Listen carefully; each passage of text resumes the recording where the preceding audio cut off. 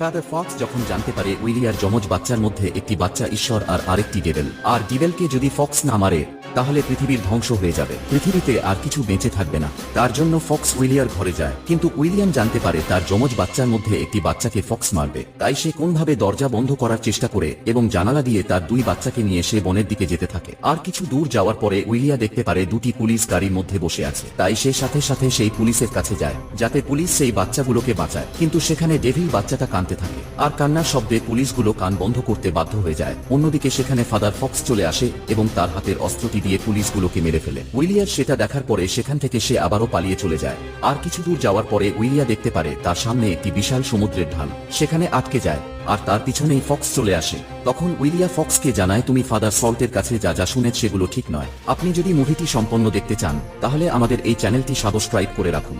আমরা আপনাদের জন্য এরকম নতুন নতুন ভিডিও তুলে ধরার চেষ্টা করব।